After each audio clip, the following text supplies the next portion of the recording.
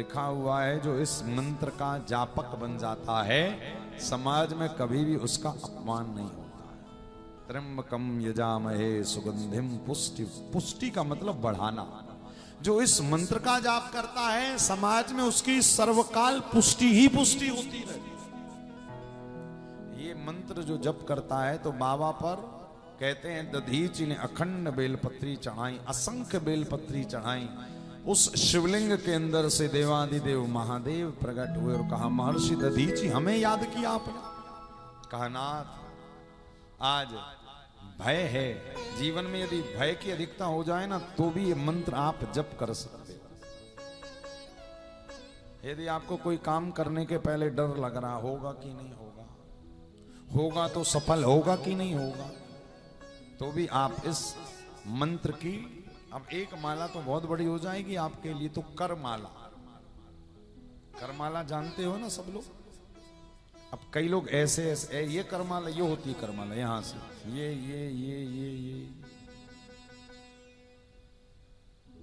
इसको कहते हैं करमाला। जब कोई माला इत्यादि का साधन नहीं होता तो इसी को फिर करमाला से, ये करमाला से आप 11 बार 21 बार या 24 बार इस मंत्र को यदि आप जाप करते हैं तो आपका भय तुरंत शांत होता है। कभी कभी व्यक्ति किसी चीज से इतना डर जाता है कि उसको अटैक तक आ जाता है, नहीं, उस समय पर आप धर्म के शिव पुराण के इस मंत्र का आश्रय लीजिए। कभी कभी हमारा घर का यदि कोई व्यक्ति हॉस्पिटलाइज हो जाए, डॉक्टर लोग उससे कह दे भैया सीरियस है, तो सब काम छोड़कर इस मंत्र को 24 बार बोल। क्या कैसा भी रोग, कैसा भी भय, कैसा भी डर इस मंत्र से पक्का जाए। महर्षि दधीचि ने शुरू कर दिया, भगवान महादेव प्रकट हुए। भगवान शिव ने कहा हे महर्षि आपने इतने दिनों तक बैठकर मेरा स्तवन किया है, आज मैं आपको एक महामंत्र प्रदान करता हूं और इस मंत्र के भरोसे, इस मंत्र की बदौलत आपका समाज में कभी अपमान नहीं होगा। धन चाहने वाले को अखंड धन की प्राप्ति होगी। जिसके जीवन में जरूरत से ज्यादा भय रहता है उसके जीवन में कभी भय व्याप्त नहीं होगा। मध्य प्रदेश का एक शहर, मध्य प्रदेश का एक शहर है दमोह। दमोह में एक माता जी रहती हैं और वो कथा सुनती हैं भगवान शिव की और बड़ी उपासक भी हैं। किंतु उनके जिस दिन से वो पैदा हुई उस दिन से जब उन्होंने अपना होश संभाला, अब तो वृद्ध हो गई, तो कहती महाराज हमें सीढ़ियां चढ़ने में भी डर लगता है। जैसे सीढ़ी चढ़ती ना तो उन्हें डर लगता है कि कहीं हम गिर ना जाए। तो किंतु जब ये मंत्र उन्होंने पढ़ना शुरू किया और भगवान शिव की अर्चना करना शुरू हुई, हमने कहा माता जी अब, बोले महाराज अब तो बड़ी कृपा है। हमने कहा डर, तो बोले अब कोई डर नहीं है। अब तो जब प्रातः काल होता है स्नान करने के बाद 51 बार में ये मंत्र जपने के बाद फिर घर के काम शुरू कर। इसी कारण भैया ये भगवान के जो मंत्र है ना ये बड़े सिद्ध मंत्र है। और जीवन में जब किसी भी प्रकार का भय लगे ना, कोई भी डर सताए, बस मन में एक माला तो जपते ही रहना चाहिए। क्या भगवान की बड़ी कृपा है, ये महामंत्र है। कृपा नहीं भी है ना उसके बाद भी कहना चाहिए भगवान आपकी बड़ी कृपा है। क्यों झूठे ही कहना चाहिए? हाँ झूठे ही कहना चाहिए।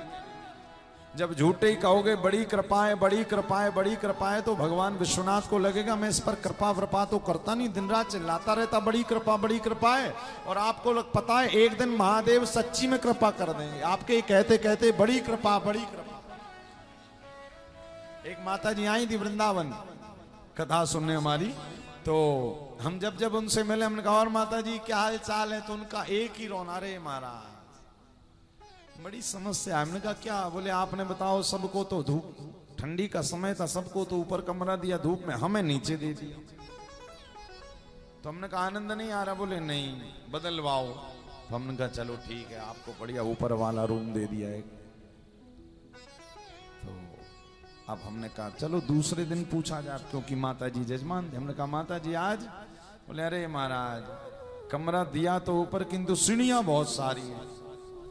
अब हमने कहा उसके लिए लिफ्ट लगी, उसका उपयोग कर लिया। कहा पहले किसी ने बताए नहीं। अब लिफ्ट भी मिल गई। तो हमने कहा चलो तीसरे दिन पूछे, हमने कहा और माता जी सब बढ़िया है? बोले अरे महाराज ऐसा कमरा दिया कि पूरे आश्रम की धूप हमारे ही कमरे में आ रही। तो हमने कहा अब हम उसका क्या करें धूप का।